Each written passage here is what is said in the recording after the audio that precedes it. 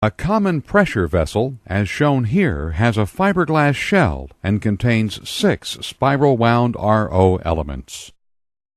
Spiral-wound elements can range in size from 2 to 12 inches in diameter and 12 to over 40 inches in length. A very common size that is used for industrial water purification is an element which is 8 inches in diameter by 40 inches in length. When 6 elements are placed in a pressure vessel, male couplers connect the product tube in each element to the product tube of the next element.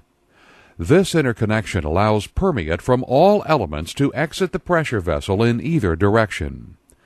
Typically, one end of the pressure vessel's product tube is capped while the other is open to allow product water to exit.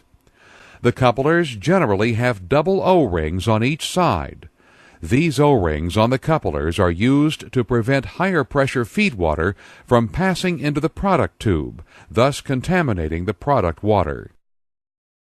Each element has a brine seal placed in the groove located on the outside of the anti-telescoping cap. It is critical that this brine seal always be placed on the feed water inlet side of the element and that the seal open in the direction of the feed water.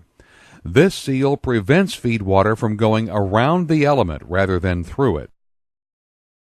Both the inlet and outlet side of the pressure vessel use an adapter. On the inlet side of the pressure vessel shown, an adapter with O-rings fits onto the product tube of the first element. The permeate port adapter fits onto the main adapter. A sealing plate with an O-ring and the bearing plate fit over the permeate port adapter. A locking ring set that fits into a slot on the inside of the pressure vessel is used to hold these plates in place, and a securing ring and screws are used to hold the locking ring set in place. The feed water port fits through the sealing plate to reach the cavity between the sealing plate and the first element. A port nut and permeate port end plug complete the inlet side assembly. The outlet side of the pressure vessel is identical in construction with the exception of a thrust collar. The thrust collar is used to protect against the tremendous pressure which otherwise would be totally loaded on the end adapter. To appreciate the pressure that the thrust collar must endure, consider a pressure vessel where each of the 6 elements has a differential feed water pressure of 10 psi.